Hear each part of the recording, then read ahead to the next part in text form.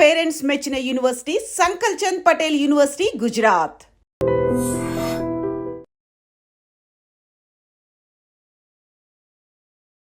Hi, hello, namaste, welcome back to dream media. ఈ రోజు మనతో ఉన్నారు విశ్వేశ్వర రెడ్డి గారు. ముఖ్యంగా యుఎస్ లో ఉన్న సిచ్యువేషన్స్ గురించి, అక్కడ అప్డేట్స్ గురించి ఒకసారి సార్ అడిగి తెలుసుకుందాం. సార్ అందరికి సుపరిచితులే, సో అక్కడ విషయాలు ఒకసారి తెలుసుకుందాం. నమస్కారం విశ్వేశ్వర రెడ్డి గారు. నమస్కారం సార్. లేటెస్ట్ అమెరికన్ అప్డేట్స్ చూసుకున్నట్లయితే ఫస్ట్ థింగ్, ఎవరైతే డిపెండబుల్ వీసా మీద అక్కడ ఉంటూ ఉంటారో, ఎవరైతే గ్రీన్ కార్డ్స్ మీద వెళ్ళి అక్కడ ఉన్న వాళ్ళు స్పౌస్ అయి ఉండొచ్చు, పేరెంట్స్ అయి ఉండొచ్చు, వాళ్ళు ఎయిర్పోర్ట్స్ లో ఉన్న టైంలో సెలవులకి ఇక్కడ నుంచి వచ్చి అక్కడికి వెళ్తున్న టైంలో అయి ఉండొచ్చు, వాళ్ళ పాస్పోర్ట్స్ చేతికి ఇచ్చేయమని అక్కడ అధికారులు చెప్తున్నట్టు కొన్ని వార్తలు వస్తున్నాయి. Is it true? ఒకవేళ నిజంగా అక్కడ ఇలా ఇమ్మని అడిగినట్లయితే ఎయిర్పోర్ట్ లో ఏం చేయాలంటారు? ఎక్కడ ఎయిర్పోర్ట్ అంటున్నారు? హైదరాబాద్ ఎయిర్పోర్ట్, అమెరికన్ ఎయిర్పోర్ట్ అంటారు? అమెరికన్ ఎయిర్పోర్ట్ లో తిరిగి వెళ్ళినప్పుడు. మళ్ళీ you can rephrase the question. So ఎవరైతే డిపెండబుల్ వీసా మీద అమెరికాలో ఉంటున్నారో, గ్రీన్ కార్డ్ హోల్డర్, వాళ్ళ స్పౌస్ అయి ఉండొచ్చు, అంటే వాళ్ళ భార్య అయి ఉండొచ్చు, అంటే వాళ్ళ పేరెంట్స్ అయి ఉండొచ్చు, వాళ్ళు ఇండియాకి సెలవుల కోసం వస్తున్నా, వేరే వర్క్ మీద వస్తున్నా సరే, వాళ్ళు అక్కడ ఫ్లైట్ ఎక్కే ముందు అక్కడ ఎయిర్పోర్ట్లోకి ఎంటర్ అయినప్పుడు వాళ్ళ పాస్పోర్ట్స్ తీసుకొని వాళ్ళని హోల్డ్లో పెట్టడం, వాళ్ళకి కొన్ని ఆంక్షలు విధించడం జరుగుతున్నాయి అని చెప్పేసి వార్తలు వస్తున్నాయి. Is it true? లేదు లేదు, కరెక్ట్ కాదు. అంటే రిటర్న్ లో ఇండియాకి వస్తున్నప్పుడు కదా ఇది. ఇండియాకి వచ్చేటప్పుడు ఏం అడగరు. ఇండియాకి వచ్చేటప్పుడు అది బికాజ్ అది హోమ్ కంట్రీ డిపార్చర్ కిందకి వస్తుంది. సో ఇండియన్ పాస్పోర్ట్ హోల్డర్స్ ఇండియాకి వెళ్ళాలనుకున్నప్పుడు ఎప్పుడైనా వెళ్ళొచ్చు. అక్కడ అమెరికాకి జీరో ఆబ్జెక్షన్ ఉంటుంది. అప్పుడు ఇండియా లోపలికి రావటప్పుడు ఇండియా వెరిఫై చేసుకుంటుంది వీళ్ళకి ప్రాపర్ పాస్పోర్ట్ ఉందా లేదా, వీళ్ళకి ప్రాపర్ ఇండియాకి వచ్చే ఎలిజిబిలిటీ డాక్యుమెంట్స్ ఉన్నాయి. అంటే ఎప్పుడైనా ఇమిగ్రేషన్ లాలో ఎలా ఉంటుందంటే, ఎవరు ఏ కంట్రీకి వెళ్తున్నారో ఆ కంట్రీ డాక్యుమెంట్స్ చూస్తారు తప్ప హోమ్ కంట్రీకి, అంటే where we born, birth place లో ఉన్న మనకి ఏదైతే పాస్పోర్ట్ ఉంటుందో వాళ్ళు ఎప్పుడు కూడా హోమ్ కంట్రీ వెరిఫికేషన్ ఉండదు. ఓకే. ఇన్ కేస్ ఇండియా నుంచి అమెరికా వస్తున్నప్పుడు అమెరికాలో అక్కడ దిగుతారు కదా, అప్పుడు పరిస్థితి ఏంటి? అప్పుడు ఏంటంటే, అప్పుడు అమెరికా అంటే అసలు యాక్చువల్ గా ఇండియాలో హైదరాబాద్ లోనే ఎయిర్పోర్ట్ లో మనం టికెట్ తీసుకునే ముందు ఏం చేస్తుంటారంటే, వాళ్ళు టిపికల్ గా మనకి ఎందుకు వెళ్తున్నారు అడుగుతారు. అంటే నేను వర్క్ చేస్తున్నాను అనుకోండి, వర్క్ వీసా చూపించమంటారు. నేను ఆమె పర్మనెంట్ రెసిడెంట్ అంటే గ్రీన్ కార్డ్ చూపించమంటారు. ఆమె సిటిజన్ అంటే వాళ్ళు యుఎస్ పాస్పోర్ట్ అడుగుతారు. అంటే టిపికల్ గా మనకి బోర్డింగ్ పాస్ ఇచ్చే ముందే ఈ 3 వెరిఫికేషన్ చేసుకుంటారు వాళ్ళు. అంటే whether you are rightfully you are going to that foreign land అని వెరిఫై చేసుకున్నాకే మనకు బోర్డింగ్ పాస్లు ఇస్తారు. Otherwise they don't issue the boarding passes. అంటే ఇక్కడ ఇంకొక విషయం నేను అబ్జర్వ్ చేస్తుంది అంటే, నేను అక్కడ వచ్చిన వార్తలు చదివినప్పుడు కొన్ని వెబ్సైట్స్ లో అవి వాళ్ళ భర్తకి ఎంతకాలంగా వాళ్ళు దూరంగా ఉన్నారు, ఇమీడియట్ గా పెళ్లి అయితే ఎంతకాలం దూరం ఉన్నారు, వాళ్ళ మధ్యలో బాండింగ్ ఎలా ఉంది, ఇవి కూడా చెక్ చేస్తున్నారని, అవి గాసిప్స్ కిందే చూడాలి లేదా ఇందులో కూడా నిజంగా? అంటే ఇందులో 2 types of we can look at it. అంటే కేస్ టు కేస్ వ్యారీ అవుతుంది. వాళ్ళ దగ్గర ఏంటంటే, ఎప్పుడైతే పోర్ట్ ఆఫ్ ఎంట్రీలో మన దగ్గర బోర్డింగ్ పాస్ తీసుకున్నాక వాళ్ళకి ఏం చేస్తారంటే, మన ఇమిగ్రేషన్ అయ్యాక మన ఫ్లైట్ అంటే ఏ రూపకంగా వస్తుంది అమెరికాకి అనేది, whether it's coming from Dubai, Qatar, what ever country, London, ఎక్కడి నుంచి వస్తుందో, వచ్చే ముందు ఏం చేస్తారంటే, వన్స్ ద పొజిషన్ క్లోజ్డ్ అయిన తర్వాత ఈ డేటా అంతా యుఎస్ పంపిస్తారు. యుఎస్ పంపించాక ఆ డేటా అంతా వాళ్ళకి బ్యాక్గ్రౌండ్ చెక్ ఎఫ్బిఐకి వెళ్ళిపోయి మళ్ళీ వీళ్ళ దగ్గరకు వస్తుంది, ఏది సిబిపి ఆఫీస్కి వస్తుంది. వచ్చిన దగ్గర వెరిఫై చేసుకుంటారు వీళ్ళు ఎక్కడి నుంచి వస్తున్నారు, వీళ్ళ బ్యాక్గ్రౌండ్ ఏంటి, వీళ్ళది ఎనీ ఇష్యూస్ ఉన్నాయా, అంటే ఇమిగ్రేషన్ ఇష్యూస్ ఉన్నాయా. In case if there is an immigration issues, వాళ్ళు ఏం చేస్తారంటే పిలిచి అక్కడ పోర్ట్ ఆఫ్ ఎంట్రీలోనే జనరల్ ఇన్స్పెక్షన్ చేయొచ్చు, రిగరస్ ఇన్స్పెక్షన్ చేయొచ్చు, సెకండరీ ఇన్స్పెక్షన్ చేయొచ్చు. సో ఈ 3 టైప్స్ ఆఫ్ ఇన్స్పెక్షన్ జరుగుతాయి. జనరల్ ఇన్స్పెక్షన్ అంటే వాళ్ళకి తెలిసిపోతుంది, అంటే గ్రీన్, ఎల్లో, రెడ్ ఛానల్ లాగా మనం ఇక్కడ పోర్ట్ ఆఫ్ ఎంట్రీలో ఉంటాయి చూడండి, అట్లా కస్టమ్స్ లలో green, red, yellow channel type. ఇది కూడా టిపికల్ గా ఎలా ఉంటుందంటే, వాళ్ళకి if they have background, very good background ఉంటే లోపలికి స్మూత్ గానే అడుగుతారు, కపుల్ ఆఫ్ క్వశ్చన్స్ అడిగి రాణిస్తారు. లేదు ఇంకా వాళ్ళకి డౌట్ ఉంటే ఒక 10 క్వశ్చన్స్ అడుగుతారు. ఇంకా బాగా డౌట్ ఉంటే ఏం చేస్తారంటే, వాళ్ళ ఫోల్డరు, ప్యాకెట్, పాస్పోర్ట్ అన్ని తీసుకొని సెకండరీ ఇన్స్పెక్షన్ అని ఒక పక్క రూమ్ తీసుకెళ్తారు. అక్కడ తీసుకెళ్లి ఒక 4-5 అవర్స్ కూర్చోబెడతారు.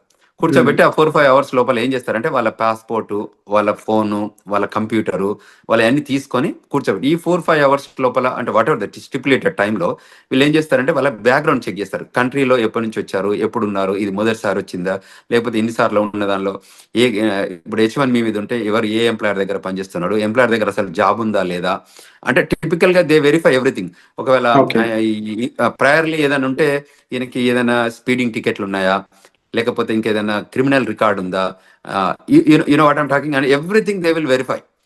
అక్కడ ఏదైనా వయలేషన్స్ ఉన్నాయని గమనిస్తే ఆ సెకండరీ ఇన్స్పెక్షన్ లో గుర్తుపడితే ఏం చేస్తారంటే వాళ్ళని మళ్ళీ ఇంటర్వ్యూ ప్రాసెస్ లో తీసుకెళ్తారు. తీసుకెళ్లి ఆ ఇంటర్వ్యూలో ఒకవేళ వాళ్ళు వయలేట్ చేసిన ఏమైనా ఉంటే ప్రజెంట్ చేస్తారు. దీస్ ఆర్ ద సిచ్యువేషన్స్ ఉన్నాయి, వాట్ యూ థింక్ అంటే వాళ్ళు మనం అగ్రి అయ్యాం అనుకోని, అగ్రి అయితే వాళ్ళ వీసా క్యాన్సిల్ చేసేసి మళ్ళీ అక్కడ నుండి డిపోర్ట్ చేస్తారు. అంటే ఇప్పుడు ఫర్ ఎగ్జాంపుల్ జనరల్ గా అమెరికా పెళ్ళికొడుకు అంటే ఎక్కువ మంది ఇంపార్టెన్స్ ఇస్తూ ఉంటారు. ఆ రకంగా ఎప్పుడైనా వాళ్ళ అమ్మాయిని తిరిగి అక్కడ పంపినప్పుడు డిపెండబుల్ వీసా మీద అమ్మాయి వెళ్తుంది కాబట్టి కరెక్ట్, H4 వీసా మీద వస్తారు. కానీ అమ్మాయి బాగా చదువుకున్న అమ్మాయి అనుకోవచ్చు, ఎంటెక్ పర్సన్ అయి ఉండొచ్చు. ఇన్ కేస్ ఆవిడ నేను ఇక్కడ కూడా జాబ్ చేస్తాను ఏమన్నా పొరపాటు అక్కడ రివీల్ చేసి ఉంటే అప్పుడు సిచ్యువేషన్ ఎలా ఉంటుంది? ఆ పాసిబిలిటీ, అదే ఆ ఇంటర్వ్యూయింగ్ ప్రాసెస్ అని ఇంతకుముందు చెప్పాను కదా.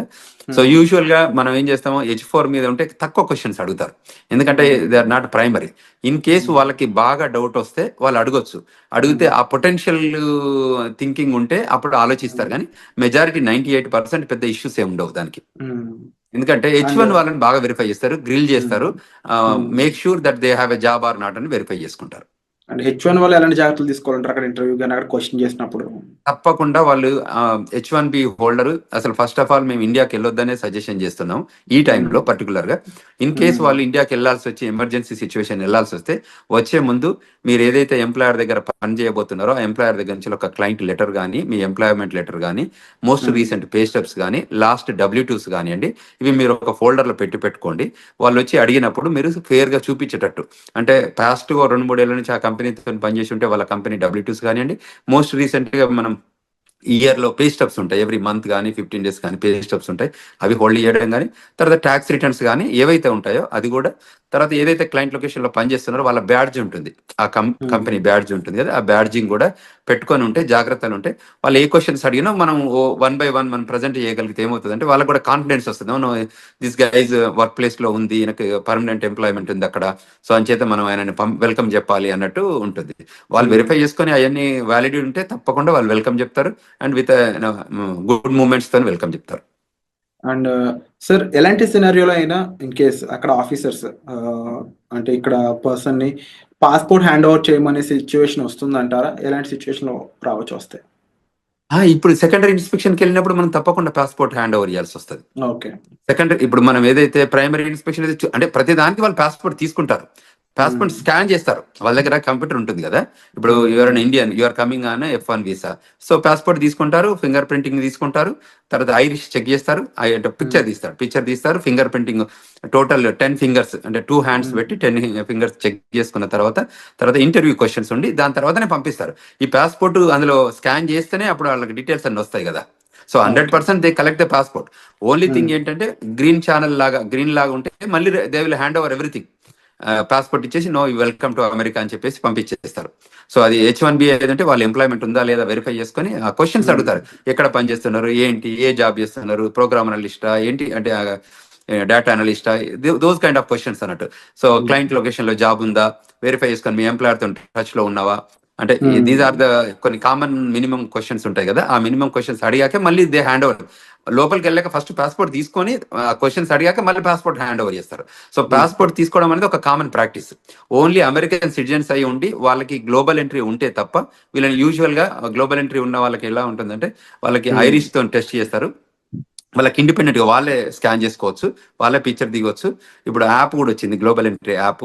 సో అందులోనే వాళ్ళు ఫోటోలు తీసుకొని సబ్మిట్ చేస్తారు, ఆఫీసర్ CBP ఆఫీసర్ వెరిఫై చేసుకొని ఎవ్రీథింగ్ గుడ్ ఉందంటే వాళ్ళు ఈవెన్ పాస్పోర్ట్ కూడా అడగరు, యూ కెన్ గో అని చెప్పేస్తారు. ఎందుకంటే వాళ్ళకి బ్యాక్గ్రౌండ్ చెక్లు, వ్యాలిడేషన్ అంతా జరుగుతుంది కాబట్టి. అండ్ అలాగే ఇంకా లేటెస్ట్ అప్డేట్ ఇంకోటి చూసుకున్నట్లయితే సెంట్రల్ యూనివర్సిటీ ఆఫ్ మిచిగన్ లో ఒక చైనీస్ స్టూడెంట్ తను సోషల్ మీడియాలో కొంచెం యాక్టివ్గా ఉండడం, అది కూడా అమెరికాకి ఆపోజిట్ గా తను చేసిన రెస్పాన్స్ అనేది తను డిపార్ట్ చేసే విధంగా మారింది. ఇప్పుడు జస్ట్ 6 months స్టడీ లెఫ్ట్ ఉందంట తనకి. 2016లో తను వెళ్ళాడంట స్టడీస్ కోసం. అలాంటి సిచ్యువేషన్స్ లో ముఖ్యంగా సోషల్ మీడియాలో మనం అంటే రియాక్ట్ అయ్యే విధానం కానీ, ఆఖరికి ఒక పోస్ట్ యుఎస్కి ఆపోజిట్ గా ఉండే ఒక పోస్ట్ ని మనం లైక్ చేసినా కూడా అది మన మీద కాస్త తీవ్ర ప్రభావం చూపిస్తుందని చెప్పేసి వస్తున్నాయి వార్తలు. ఈ పరంగా ఇండియన్ స్టూడెంట్స్ ఎవరైనా ఎఫెక్ట్ అయ్యే ఛాన్స్ ఉందా? అసలు అక్కడ స్టూడెంట్స్ ఎలాంటి జాగ్రత్తలు తీసుకోవాలంటారు? Correct, very good question Virat. టిపికల్గా ఏంటంటే మనకు ఇక్కడ కంట్రీలో మనం non immigrant aliens we are here for a short term, అంటే టర్మ్ బేస్డ్ వస్తున్నాం మనం ఈ కంట్రీలోకి. అది F1 అయితే 2 to 5 years, H1 అయితే 3 to 6 years, and permanent residence అయితే you have a residency requirement ఉంది కాబట్టి అది ఫాలో అయితే ఇస్తారు. సో ఎక్కడైతే నాన్ ఇమిగ్రెంట్ ఏలియన్స్ ఉంటారో వాళ్ళకి ఈ స్పెషల్గా ఈ రూల్స్ అని అప్లై అయ్యేది.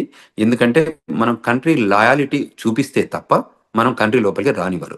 సో కంట్రీకి అగనెస్ట్గా చేసే యాక్టివిటీస్ ఏదైనా సోషల్ మీడియా రూపకంగా కానీ వాళ్ళకి ఎక్కడైనా అబ్జర్వ్ చేసి ఉంటే వాళ్ళు వెరిఫై చేసుకుంటారు. వెరిఫై చేసుకొని క్వశ్చన్ చేస్తారు.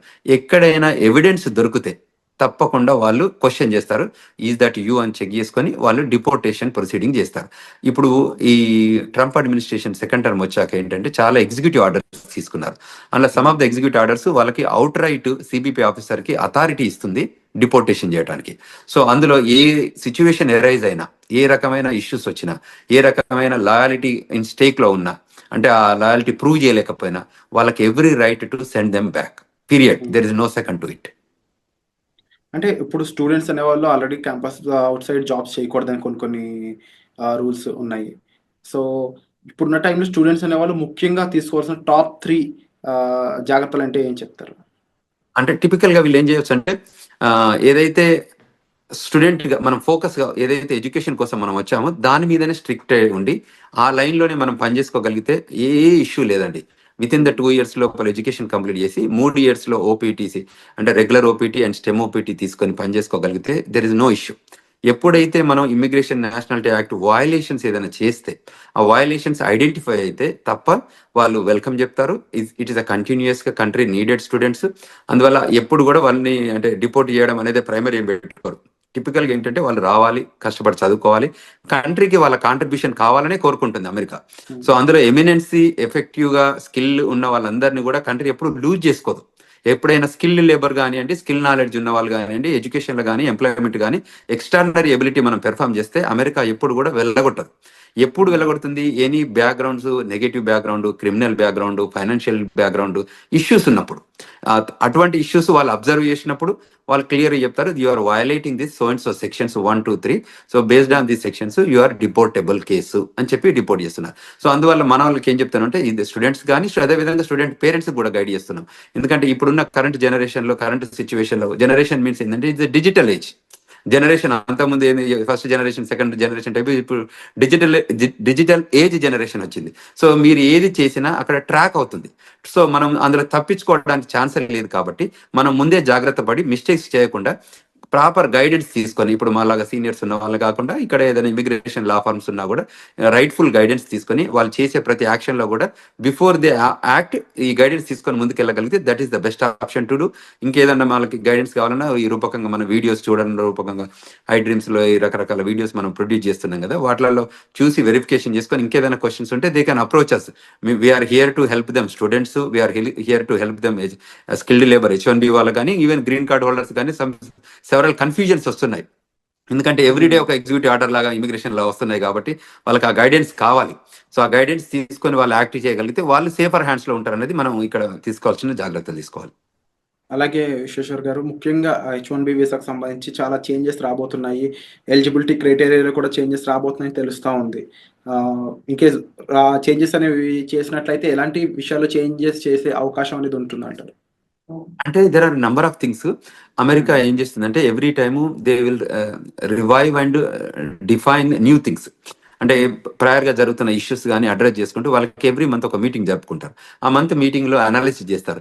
ఏదైనా ఇష్యూస్ ఉన్నాయా, కన్సర్న్స్ ఉన్నాయా, ఏమన్నా మన కంట్రీ ఇంపాక్ట్ ఏదైనా అవుతుందా, దీనివల్ల బెనిఫిట్ అవుందా ఈ ప్రోగ్రామ్ని ఏమైనా చేంజ్ చేయాలా, అంటే ఇది డిపార్ట్మెంట్ ఆఫ్ లేబర్ ప్రోగ్రామే కానివ్వండి, ఇది డిపార్ట్మెంట్ ఆఫ్ స్టేట్ ప్రోగ్రామ్ కానివ్వండి, ఇది USCIS ప్రోగ్రామ్ కానీ, ఏ ప్రోగ్రామ్స్ అయినా కూడా వాళ్ళు డిఫైన్ చేసుకుంటారు. అది ఎడ్యుకేషన్, డిపార్ట్మెంట్ ఆఫ్ ఎడ్యుకేషన్ అంటే గవర్నమెంట్లో ఏ ప్రోగ్రామ్ ఉన్నా కూడా ఆ ప్రోగ్రామ్ మీద అనాలిసిస్ చేసుకుంటారు. ఇది కంట్రీ ఇంట్రెస్ట్లో పనిచేస్తుందా, కంట్రీకి ఏమైనా బెనిఫిట్ అవుతుందా, how we can redefine and the best process and best possible opportunity to grow this country అని చూస్తారు. అందులో ఏమైనా మనకి కన్సర్న్స్ ఉన్నాయనుకుంటే వాటిని కరెక్ట్ చేస్తారు. ఆ కన్సర్న్ కరెక్ట్ చేసే ప్రాసెస్లోనే వాళ్ళు ఈ చేంజెస్ తీసుకొస్తారు. అందులో ఇప్పుడు ఎంప్లాయ్మెంట్ ఇష్యూస్ ఉన్నాయనుకోండి, ఆ ఎంప్లాయ్మెంట్ దానిలో చేంజ్ చేస్తారు, ఓపీటీలో చేంజ్ చేస్తారు. ఒకప్పుడు వాళ్ళకి లేని ఓపీటీ క్రియేట్ చేశారు, ఓపీటీ తర్వాత 36 months ఇచ్చారు. సో అమెరికా ఇప్పుడు ఏంటంటే వాళ్ళకి స్కిల్డ్ లేబర్ కావాలి. అంటే నాలెడ్జబుల్ పీపుల్ కావాలి, who can make and break the greatest technology evolution లో చేయగలిగే పీపుల్ ఉంటే వాళ్ళని తీసుకొని ముందుకు ప్రొడ్యూస్ చేసుకొని ఆ కంట్రీ బెనిఫిట్ లో పనిచేపించుకుంటారు. కాబట్టి ఆ లైన్ లో ఉన్న వాళ్ళకి ఏ మాత్రం ఇష్యూ లేదు, ఆ లైన్ లో పనిచేసేటట్టు మన వాళ్ళు ఉండాలి. అండ్ యూజువల్ గా ఇండియన్ పీపుల్ టెండెన్సీ ఏంటంటే they are gem of the gems in education, STEM, science and technology, engineering, mathematics లో మనంత గొప్పగా ప్రపంచంలో ఎక్కడ ఉండరు. సో ఆ స్కిల్ని మనం ప్రాపర్ గా ఎగ్జిబిట్ చేయగలిగితే, ఆఫీసర్ ముందు కానివ్వండి, ఇంటర్వ్యూవర్ ముందు కానివ్వండి, గవర్నమెంట్ ముందు కానీ చేయగలిగితే మనకు ఇట్స్ రెడ్ కార్పెట్ వెల్కమ్ ఉంటుంది. అది గుర్తించితే మనం తప్పకుండా ముందుకు ఎదగడానికి ఆస్కారం ఉంటుంది. Wonderful sir. And episode close చేసే ముందు ఒక మాట స్టూడెంట్స్ కానీ లేకపోతే అక్కడ ఎంప్లాయీస్ కానీ డిపెండబుల్ వీసా మీద ఉన్న వాళ్ళకి ఓవరాల్గా వీరందరికీ మీరు చెప్పే మాట ఏంటి? ఏదైనా ఇప్పుడున్న కొత్త ట్రెండ్స్ మనకి ఎవ్రీ టైం జరుగుతున్నాయి కాబట్టి ఏంటంటే న్యూ ఎగ్జిక్యూటివ్ ఆర్డర్స్ వస్తున్నాయి కాబట్టి, ఇప్పటికే వచ్చినాయి కాకుండా ఫ్యూచర్ కూడా రాబోతున్నాయి కాబట్టి, సో మీరు వెల్ ఇన్ఫార్మ్డ్గా ఉండాలి, అందరితో కనెక్ట్ ఉండాలి. సో మనకు తెలిసిందే కరెక్ట్ అని అనుకోవద్దు. సో తప్పకుండా you take good guidance from non profit organisations కానీ మమ్మల్ని అప్రోచ్ అయితే మేము వీఆర్ దేర్. మేము చెప్తున్నాం గ్లోబల్ తెలంగాణ ద్వారా కూడా వాళ్ళకి ఈమెయిల్ రూపకంగా కానీ ఫోన్ రూపకంగా కానీ మేము ఫోన్ నెంబర్స్ కూడా ఇచ్చాము. సో అమెరికాలో ఉన్నాం కాబట్టి అదేవిధంగా మనకి ఏదైనా law firm, immigration law firm guidance కానివ్వండి, సజెషన్స్ కానివ్వండి తీసుకోవాలి. ఇవాళ మేము yesterday organise global Telangana association ద్వారా ఒక సెమినార్ ఆర్గనైజ్ చేశాము, వెబినార్ ఆర్గనైజ్ చేశాము. బ్రహ్మాండంగా ఒక 1000 మంది జాయిన్ అయ్యారు.